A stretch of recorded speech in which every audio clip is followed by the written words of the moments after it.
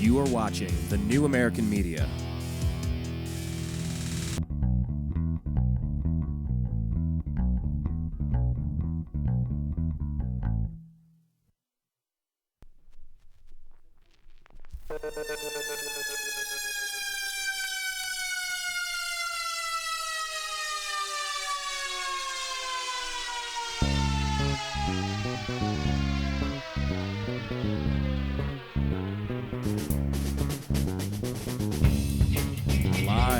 From the Milky Way galaxy, the solar system, planet Earth, the United States of America. Welcome to the newamericanmedia.com, broadcasting from Los Angeles, California. My name is Brian Engelman. Thank you for joining us today on Agree to Disagree. Special thanks to Blake Wally for joining us earlier in the program. I want to say a quick reminder, if you are not liking our page on Facebook, then we don't like that. So please go to The New American Media and like the Facebook page. Do us a favor, if you're not following us on Twitter, please consider doing so. We are at American_media_. And if you're watching this after the fact on YouTube.com/The New American Media, please click subscribe, leave your comments, tell your friends, retweet our shows. Scroll through. We got a whole bunch of different articles, different interviews with interesting people. We are going to be having another one of these interesting conversations today. We're going to be talking with Pamm Larry, who is one of the initial instigators of the GMO labeling movement. California will be introducing, well, it has already introduced Prop 37 at carightoknow.org, carightoknow.org, where all foods will have to be labeled if they have been genetically modified, if they are frankenfoods. You should be able to flip it over and find a little symbol to determine if they are genetically modified or not. And this is one of the big stories going on right now, and we're actually starting to hear anti-Prop 37 commercials, so we are really happy to bring Pamm Larry back in the program. We'll get her right now.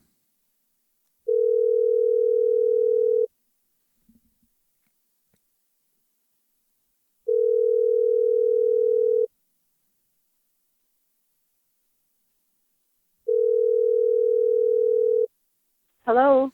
Hello, Pamm. It's Brian Engelman with thenewamericanmedia.com. You are live on the air. How are you doing this afternoon? I'm doing well, thanks. How about you? I'm living the dream. Thank you for asking. It's good to have you back on Yes, the program. you are. I just said you were the initial instigator, but from your mouth, why don't you explain to people where you're coming from, how you got affiliated with this GMO labeling campaign. This is, I think, the third or fourth time you've been on our program. We think it's a very important issue, so if you would be so kind as to reintroduce yourself, I'd appreciate that. You bet. My name's Pamm Larry, and I call myself the initial instigator and chief rabble-rouser for Prop 37. I started this campaign last year, and it has grown much, much larger and has gone way beyond me, and it's just become so wonderful to watch it grow and flourish and just explode all over the state and the country. And I've been talking to people from outside the country. The whole world is watching us. Isn't that so great? It's pretty darn cool, everything that's going on. That is so fantastic. In 2012, whether the Mayans were talking about something on December 21st, with this election season going on, all of the interesting things going on in this entire earth, you and I are kind of at the epicenter of something so basic, something so central to the concept of liberty and freedom and just consumer knowledge. It feels amazing being at the center of this hurricane, doesn't it? It does. It really does. It's been a tremendously interesting adventure and ride, I've got to tell you. Biggest thing I've ever done, that's for sure. Well, you know what? There are some people that wonder if the confusing events of our day, whether it's the Federal Reserve and inflation or whether it's geopolitics in Libya, people start feeling overwhelmed. You know, it's like, some people start thinking, I can't change the world. I can't do anything. But all we can do is do what we're capable of. And if that's raising the awareness of, I'd like to know if my food is genetically modified or not. That's a very important thing. And what was your initial reason why you became the rabble-rouser that you are today? What really got you motivated? Well, it's primarily the fact that I know just enough about science to make me kind of dangerous. And I know that we don't know what we don't know. And I also know that science changes all the time and new things are discovered. And the thing that was concerning me the most is that these things have never been tested for long-term studies on humans. So in essence, we are the experiment, and and even more so, our children are the experiment, because many of us were older when these things started, but they have been exposed in utero. They're growing up with them. It's a completely different ball of wax. And there was just a study released from France on Wednesday that shows that, for the first time, a long-term 2-year full life cycle feeding study was done on rats, and many of them developed tumors, a lot of breast cancer, a lot of other kinds of tumors, and they were fed genetically engineered stuff. And then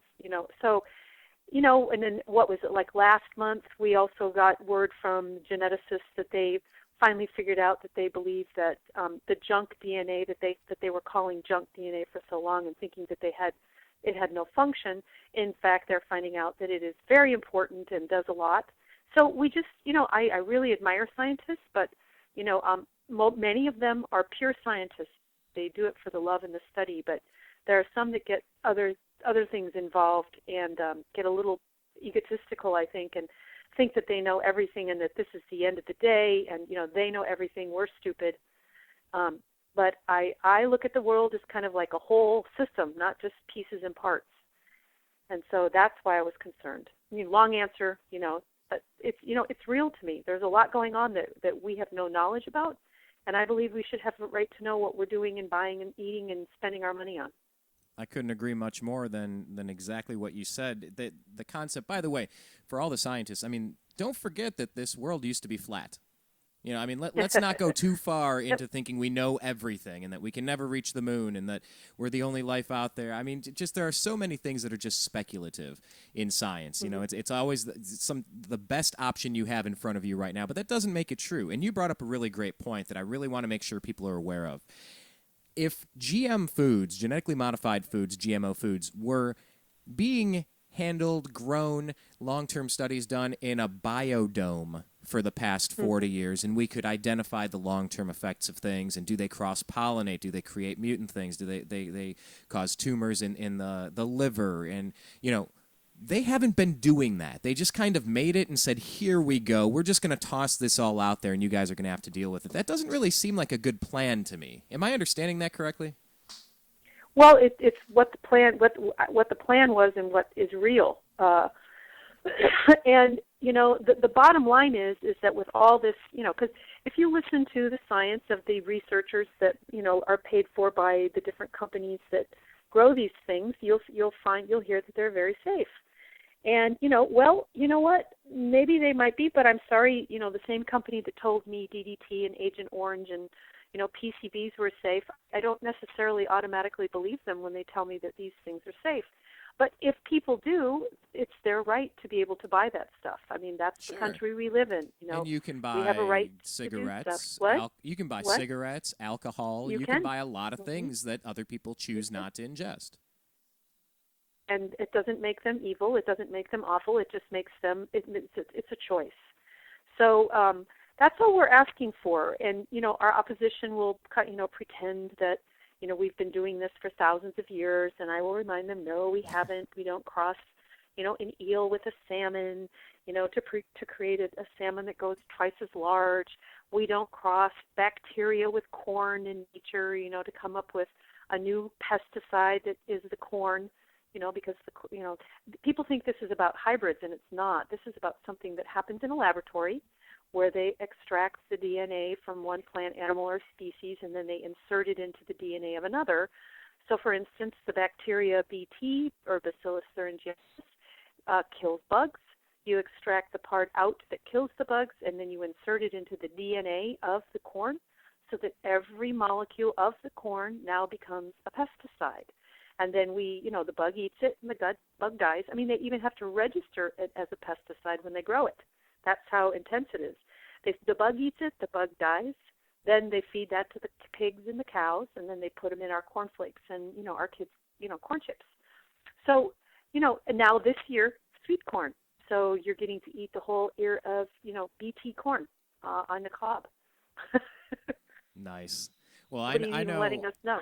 Well, yeah. I know that I've looked at paintings on Egyptian hieroglyphs where they have pictures of bird or cat heads in human bodies, and some people speculate that they were able to do some sort of hybridization or genetic manipulation back in the day. But, like you're saying, this isn't a known quantity. We don't know what we're getting with this product. We don't know. Like you said, they're putting the pesticide into what you're consuming. So if it's meant to destroy the stomach lining of a grasshopper, could it possibly destroy the stomach lining of a human being? These are questions that we just don't feel like have been answered sufficiently. So if I can choose to omit that type of food, I think that's a choice that people should be allowed to have, and apparently so do you. Apparently. Enough so that I'm willing to devote a good hunk of my life, with a year and a half I've been working on, over a year and a half now. But anyway, yeah, it's pretty interesting stuff going on out there, and new information all the time, and we just want to know. That's all we're asking for. We just want to know where it is. Well, tell them about the website again. Where can they find more information about this? It's California Right to Know. That's carightoknow.org. Please volunteer. We started off as grassroots. We've grown much larger now to include more than just grassroots, but grassroots is still our base and a really important component of this campaign. Our opposition has what's up to $30-something million in their account. We have, not even maybe a tenth of that. So this is really about us, the people, coming together, no matter what anybody says out there, not believing their lies. I mean, the way that they have twisted things to editorial boards, and editorial boards believe them, and it's just really bizarre to me. I'm glad you should mention that, because you and I were communicating some emails prior to the show, and you were saying, hey, if you find any of those advertisements, let me know where you can find them. Well, I have one pulled up right here. I wanted to play this for you and get your reaction to it. But before I do, I want to put something out there. I called one of my grocers, Trader Joe's, because I had been reading and hearing that all of the products that carry a Trader Joe's label, they are all GM free. There are no genetically modified organisms in anything labeled with Trader Joe's. And I called, I verified with corporate. In fact, anything that says Trader Joe's is non-genetically modified. And for me, prior to this labeling, I don't know what's what. I can't tell the difference between genetically modified or not. So for me, I'm just letting people know, hey, if you're interested in this now, you might be able to just buy Trader Joe's products for a couple of months until this gets implemented. Did you know about that? I did, and a lot of people were really kind of questioning whether it was true or not, that they made the claim but didn't know if they were in fact, but it is true. The Organic Consumer Association has been testing their products and has deemed them GMO-free. So they're telling the truth, and we just wish they'd get on board a little more and officially endorse us and maybe donate to the campaign a little bit there. Not a bad But plug. yeah. Yeah, well, I'm reading on here. We found one of these ads. We're going to play the people who are saying no on 37, and I'm reading, I'm not even from California. This is in the comments section below. It says, I'm not even from California, but this is still really important. I mean, this issue has really gone way past granola hippies in California or San Francisco saying, hey, man, come on, you can't, do that. Like, people across the world are understanding this is a very important issue. To someone that doesn't really understand why it's important, how can you shake them up with a few of your words right now? Well, the thing is, the world has been looking at this as an important issue for decades. These things are labeled in all of the EU, in China, in Russia, in Japan, in Australia, New Zealand, some of the countries in Africa, and other places. I mean, this has been a consideration. Some countries even ban them. India is working on a ban. Many of the provinces in India, they're banned. India is going after Monsanto for biopiracy, suing them. Wow. Farmers in Brazil have risen up and have sued Monsanto, and have farmers in Mexico. This is a worldwide issue that the U.S. is slow to come to. And we're getting word from people across the ocean that the world is watching us, and they're shocked that we're finally waking up. Well, here are some of the people that want you to go back to sleep, Pam. This is a commercial we found. This is exactly the one that I heard in my car. I was driving around maybe 2 days ago, and I heard about half of this, and I started yelling in my car. I was like, I can't even repeat what I was saying, but halfway through, I just couldn't believe I was hearing this. I want to get your thoughts on it.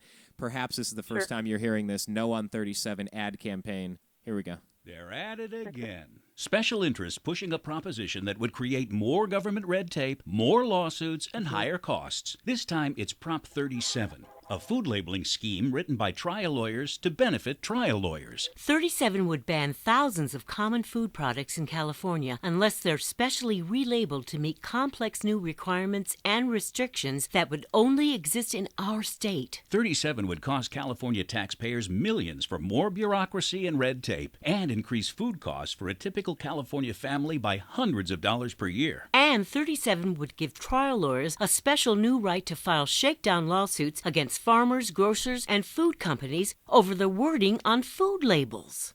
Look into the facts by visiting factson37.com. Paid for by No on 37, Coalition Against the Deceptive Food Labeling Scheme, sponsored by farmers, food producers, and grocers. Major funding by Monsanto Company, DuPont, Grocery Manufacturers Association, and more than 40 food company members.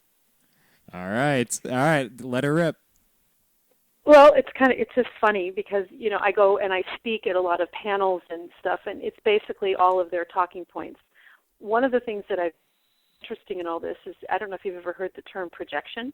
Oh, yeah. But, I've basically decided all I have to do is think, everything they are is what they're saying about us. They're deceiving people by saying we're deceptive. They're confusing people by saying it's confusing. It's just really funny to me. So their thing about it costing more to consumers. Well, they just came up with that by themselves. They have a quote-unquote study that came out of Davis, quote-unquote, but it's paid for by them, to tell people, and it has no bearing whatsoever on what's real. Manufacturers change their labels all the time. Kellogg's, one of our major opponents, big funder, recently did a big campaign where they changed the front of all of their cereal boxes to reflect the Olympics folks, and their prices didn't go up. They don't go up. Manufacturers change them 1 to 5 times a year. A splash of ink is not going to raise prices. What were some of the other ones? Special interests. Special interests like mothers and grandmothers who started this and kept this going. Yes, we consider ourselves special, and we definitely have an interest in knowing what's in our food. Lawsuits is ridiculous. It is very clear in the initiative that anybody who has proven that they did the best that they could to ensure that GMOs were not in the product at their point in the chain, all they have to do is have that verification, which is like, for instance, with a farmer. If a farmer grows something, all he has to have is that he has to have his receipt that he bought non-GMO seed, and what farmer does not keep his receipts? A grocer, all the grocer has to have from the manufacturer is something from the manufacturer that says, I produce this not using genetically engineered ingredients. That's it. People who are saying anything differently either don't understand what they're reading, which is really surprising to me because it's really clear. It says that people who, that have that verification can't be sued, or they're lying. I mean, it's just really one or the other. So that's what were some of the other ones? The trial lawyer, the trial lawyer. Oh, the trial lawyers. That must be you. You must be a trial lawyer, right? That's what's going on. Well, we had lawyers, food safety lawyers wrote this. They're probably referring to the man who is the official proponent, whose name is on there. I started this thing. I've been involved with it since the beginning, and I didn't even hear his name until about 3 weeks before we were done writing the initiative. Excuse me. And his name came up to be the official proponent because he's a lawyer. And what I've found out since is that a lot of times proponents are sued. So having someone like him who knows a lot of the stuff was great to have him on board. He was paid to be the proponent. That was it. And I just find it ludicrous. Yes, we had lawyers that wrote the law because the lawyers would write the law, but they were people like Andrew Kimbrell from the Center for Food Safety. There was another lawyer from the East Coast that works on fair trade. We had international lawyers because we had to comply with international law. It's just so funny to me how they take stuff and spin it with their slick PR machines to twist things in there, take little stuff and blow it into something that actually has no meaning whatsoever. Well, so that would be my opinion on that, in case you were wondering. Well, like I said, I started yelling instantly in the cabin of my vehicle on a couple of days ago. Here's one more. This is a slightly shorter one, but here's the scene. It's a small-town grocer, kind of like something out of... I don't know, the Andy Griffith Show. It's about a 51-year-old man. He's got his apron on. He's surveying his little general store. He has a little checklist box, and he's walking through his own little store. Here's this other one called Red Tape, saying no on 37. Check this one out. The last thing small business owners like this grocer need is more bureaucracy and government interference. Prop 37 is a confusing labeling scheme that would tie him up with red tape and cost him and his customers thousands of dollars a year. And 37 would open the door to shake down lawsuits. The whole thing is a big, tangled mess. Vote no on 37.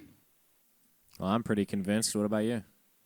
I would say our food system is a big, tangled mess, and that's one of the reasons we need Prop 37. One of the things I find really funny is that whenever I go speak, there's this one guy in Southern California who always shows up as the opposition, and he's taken to bringing a box of soy milk and an empty gallon of regular cow's milk, and he'll say, soy milk has to be labeled, but cow's milk doesn't. And then that opens it wide up for me to say, well, yeah, because soy is genetically engineered and milk, so far, cows are not, So it is a tangled mess out there. We've got a lot of cleaning up with our food supply. We've got a lot of stuff going on in our food. I agree, it is a big tangled mess, but not the way they're talking about. Again, here we have projection. What is true. It's a tangled mess, but they're calling us the tangled mess because we're trying to unravel it. I like how you're saying it with the projection component. And I wasn't going to bring up this one. This one's called Makes No Sense. But I watched all of these prior to bringing you on to see which ones we talk about. And you talked about the guy that holds up the soy milk and the cow's milk and says, there's no difference. Why? This just doesn't make sense, right? So that's why we need labels. That's why we need labels. If you're wondering where this guy's coming from, let me toss this one at you real quick. Here's another shorter one.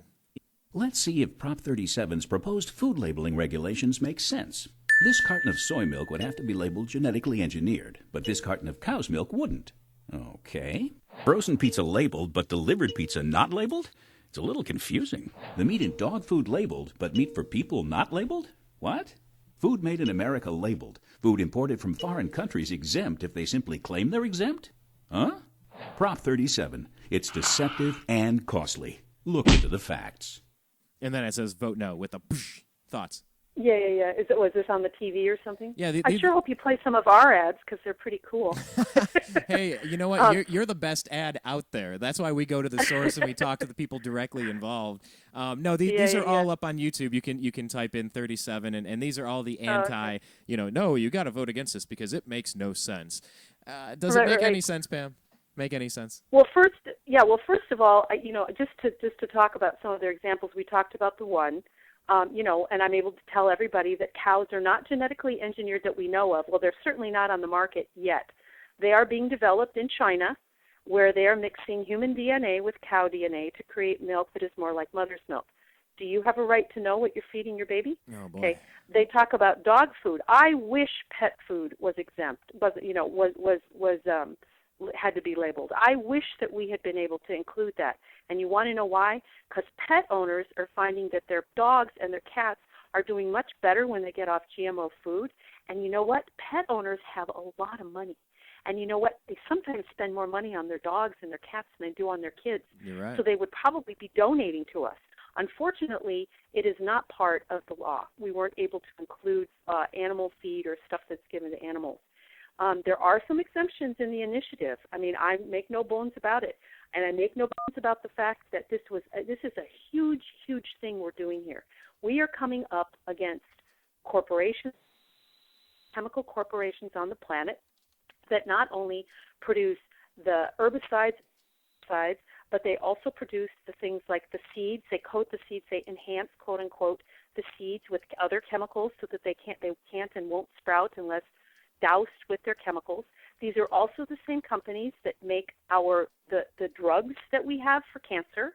Okay, they are in collusion with government. We know from WikiLeaks that they are using, embassies to push genetically engineered crops around the world with our trading partners and others. We know all sorts of stuff. This is huge. What we are doing here is we are challenging the existing paradigm of our whole world. Really, all these big, different megalithic corporations. All right. So because of that, we had to focus. We had to start somewhere, and where we chose to start was in foods, in the place where most people get their food, which is the grocery store. Right. Okay. So there are exemptions, but it's a start. Think cigarettes. It's a lot of young people think that you anywhere right from the beginning. But you know what? I'm 56 years old, and I was a smoker for 10 years. And I'm telling you that when I was a smoker back in the 70s and, the early 80s, we smoked in restaurants. We smoked on planes. We smoked in restaurants, in between meals, in between courses. We would have a cigarette in between the salad and the dinner, okay? We smoked everywhere. It started in airplanes, and then it went to restaurants, and then it went here, and then it went there. Till now we have this very different environment that is normal. Anyway, so what was that? No, go ahead. Yeah, so, now we're starting. We are starting in a system that is a mess. It's a tangled mess. I agree. We have all sorts of stuff in our food that we don't know about. We have packaged chemicals everywhere, and mothers have no idea. Our children are not well. I talk to teachers all over this state who've been teaching for decades, and they all just look at me and they say, there is something wrong. There is something wrong, okay? And we don't know what that is. And I would think that if we care about our children, we would be doing everything we possibly could to find out what's wrong instead of continuing with the status quo. When they say something is wrong, how are they explaining it? The behavior of the children? The behavior of the children, their ADD, ADHD, autism, all sorts of stuff, behavioral problems that they never saw, years ago. Obese children, children who have, no energy, children. There's something wrong. Is it GMOs? I don't know. Is it the chemicals? I don't know. Is it the soup? I don't know. But isn't our future important enough? Don't we care enough about our children to take a look and say, stop, just stop. What are we doing? Rather than running headlong into all this stuff willy-nilly, and then 30 years from now, everybody will go, oops, excuse me, I call it the oops factor. Oops, sorry, guess we shouldn't have done that. New information, blah, blah, blah. Yeah. Like this, this study that just came out, in France. They are being, as we knew they would be, vilified, ripped apart, all sorts of stuff. Any kind of information that comes out counter to what the industry's research wants to say, they rip it apart, and many scientists are afraid. Farmers are afraid. This is, they get sued. These people are so concerned about lawsuits. Are they approaching Monsanto on all their frivolous lawsuits?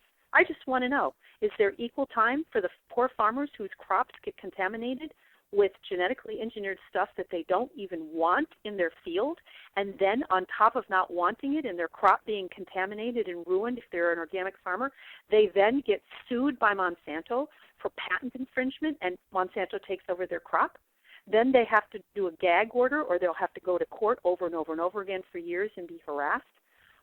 This is a big topic and a big subject. So I'm that with all this crying about lawsuits, that they're also crying for the farmers across the Midwest who are getting sued.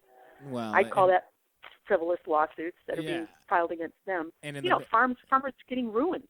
Yeah, and in the Midwest, they got their heat waves to deal with. They have plenty of issues to be worried about. And the phrase "you can't unscramble eggs," that came to mind as you were talking a few minutes ago about just once this is out there, it's out there, and it's like the oops factor. Well, oops, I didn't know. It's like I can't unscramble these eggs. I made scrambled eggs. Well, we'll put them back. Give me the yolk. Give me the. No, you can't do it. You have scrambled eggs now. But you mentioned the concept of smoking, and you said, well, I hope you play some of the good ads. So I have another ad pulled up. This is Yes on Prop 37. Let's hear what you have to say about this one. Doctors in all parts of the country were asked, what cigarette do you smoke, doctor? See how mild and good tasting a cigarette can be. DDT. Used right, it is absolutely harmless to humans and animals. The herbicide will open up ground areas.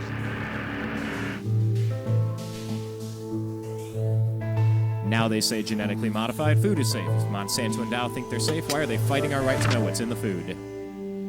So the last part of that commercial, it was all text. Sorry, I had to jump in there real quick.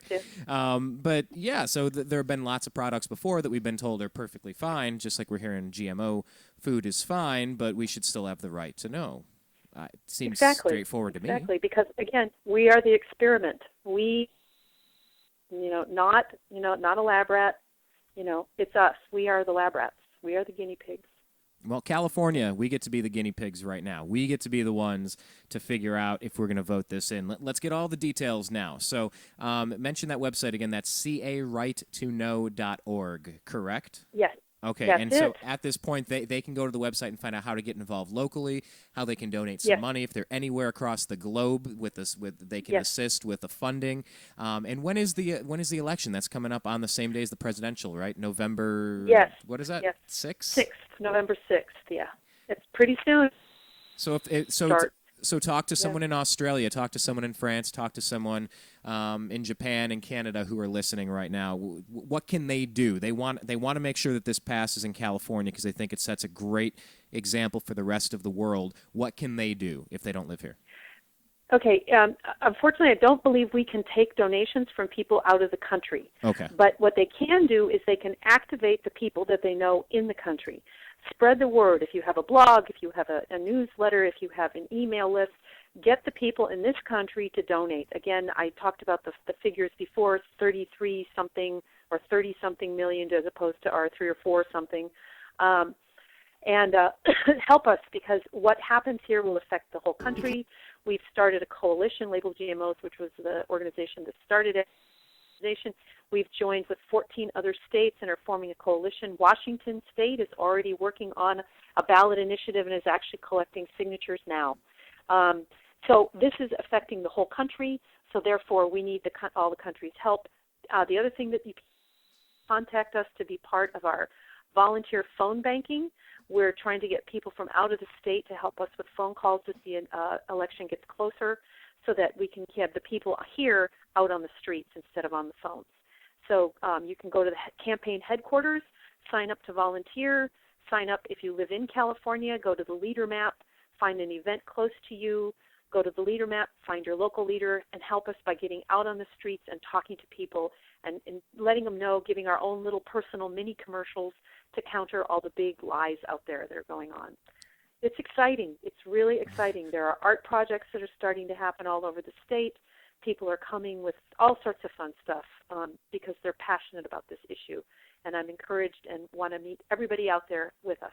Yeah. And you've actually been able to take this concept, this idea, this concern of so many people and make an impact and really prove that if people are concerned about any particular issue, whether it's inflation and monetary policy, whether it's the Second Amendment, whether it's anything that you care about with your personal liberty and freedom, where you just want to be in charge of your own life, you want to have the information and make your own choice, you were able to create something that has really just snowballed past the point of you even being able to control it. It's become a thing that you're a part of. It's way bigger than just one person, and that's the point that we need to take away from this, is that all of us can become involved and become the change we want to see in the world. Exactly. So what would you say to someone who's really passionate about one of their issues and they just don't know if they should even bother with it? You know, they don't want to get targeted. They don't want to speak up and get smacked down, or, you know, they just think it's too big for them. What would you tell that person? I would say it's not too big for you, and I would say that if you're thinking about it and you care about it, and particularly if it upsets you, I believe that that's something inside of us telling us that it's ours to take on. I think the time has come for every individual in this country, in this world, to empower themselves and take on leadership roles, because it's obvious that the actual leadership in power now isn't doing what is good and for the people and for the individuals. And so it's time for us to not think, because I used to think someone else is taking care of this. Yeah. Someone else is doing it, and they simply aren't. I know, me too. I used to think that in life. I got involved, Pam, on our college campus. 2 years, my freshman, sophomore year, this is a few years back. Nobody was bringing any decent concerts to our campus. Something small, just a concert, no big deal. But I'm seeing all the schools around my school getting really cool concerts. And I said, who the heck is running this? Who's in charge? So I went and I applied for the position to become the concert director. I got the job by telling them how bad of a job they were doing. I couldn't believe I did. And it was a roller coaster of about a year, maybe a year and a half or so of my life wrapped up in this. And by the end of it, we had a sold-out show in our basketball arena. I mean, when you see the end result, it's amazing. The feeling of I got frustrated, I channeled it into something positive, I worked my tail off, and look what we have to show for it at the end of the day. It's such a great moment.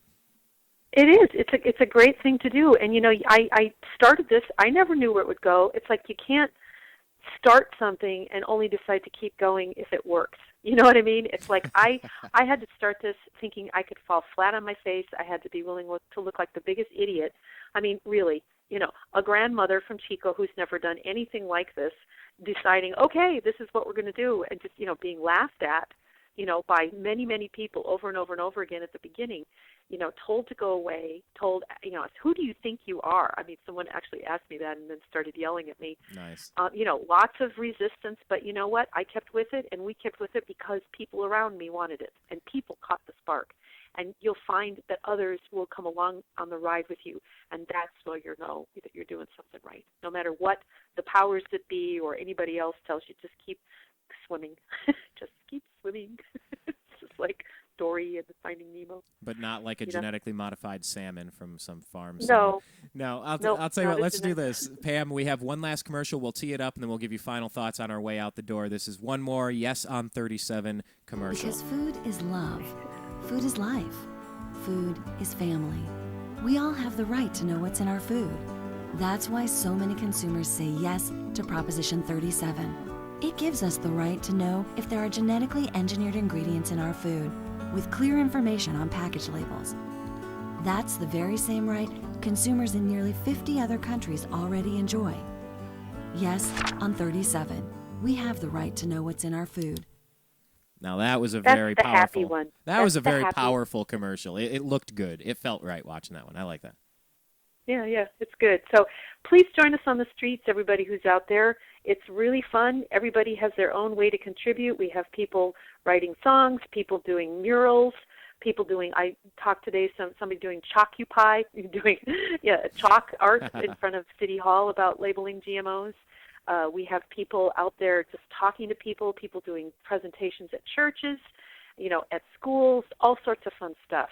It's really exciting to be involved in this campaign. So join us, and I'll see you on the streets. Very good. Pamm Larry, good luck. Congratulations on bringing this to an initiative where the people of California will get to vote on 37. Yes means you get to label it and know what you're consuming. The other choice does not. You make your call. Pam, thank you again for your time. Maybe we'll bring you back in one more time before the election. That'd be a lot of fun. Okay, well, thank you, and I hope everybody has a good evening. Thanks a lot, Pam. Pamm Larry with Label GMO. Label GMO, that has been her pet project for a very long time. Go check her out, carightoknow.org. CA as in California, carightoknow.org. It's a very important issue to me. I've lost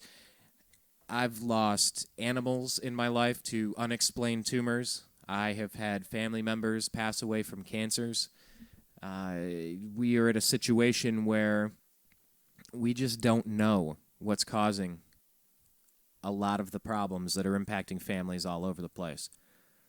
And it's not to say that we know with any certainty who is behind and responsible for what, but if there are a bunch of rats in France that are developing big tumors after being fed genetically modified foods where the test subjects are not, that's worth reconsideration. That's worth pressing pause and slowing down. That's worth maybe paying a few extra dollars at Trader Joe's for Trader Joe's brand products that are they're GM free, which I'm just so happy to hear that. I'm definitely changing up my pet food over to the Trader Joe's brand, the pink bag. I think that's chicken. They enjoy that, and it's just I don't want to roll the dice. I'm uncomfortable with this. We've been eating food for how many thousands of years. I don't know that you can really improve upon food. I mean, we're a machine that consumes food. I don't know that we need something created in a lab. I just don't. I'm not comfortable with that choice. And as a consumer, I deserve that choice. And that's what this is. I mean, we're not going straight out and pointing fingers and declaring that absolutely something X causes Y, so therefore Z. No, we're stopping short of that. We're not really going there.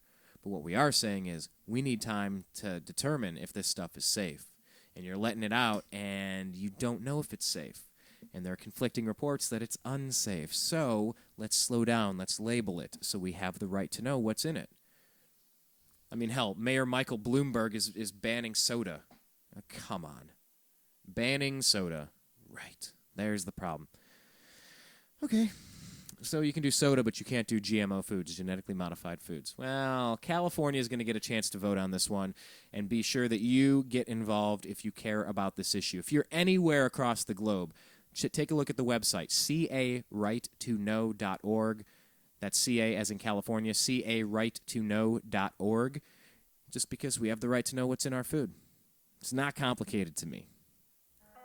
I really dig the concept, and I'm really appreciative for what Pamm has been doing. We want to thank you for being a part of our program again here at the New American Media TNAM Radio Network. This has been an Agree to Disagree show. Special thanks to Pamm Larry of carightoknow.org. Special thanks to my co-host on Mondays, Wednesdays, and Thursdays over at freedomizerradio.com. The show is called Eccentric Perspective. Blake the Eccentric Wally. Show is from noon to 1:30 p.m. Pacific, Monday, Wednesday, Thursday on freedomizerradio.com. Thank you for joining us. And I think tomorrow we're going to have a special episode of The Unhappy Hour with special guest Brandon, who is going to be headed to Cleveland to go to the Cleveland Browns game. We're going to talk some football. Probably nothing but football on Strictly Browns tomorrow. So, if you have not liked our Facebook page, find us at The New American Media. Like our page, please. Go on Twitter. We're at American_media_. Follow us. And if you're watching after the fact, please click subscribe on youtube.com/The New American Media. Send this out. Tell your friends. Send it out on Twitter. Embed this stuff on your timelines, on Facebook, Twitter, anything you can think of. If you enjoy what we're up to, tell a friend that you think might like it as well. My name's Brian Engelman. Thanks for joining us today. We'll talk with you again soon. Stay safe, everybody.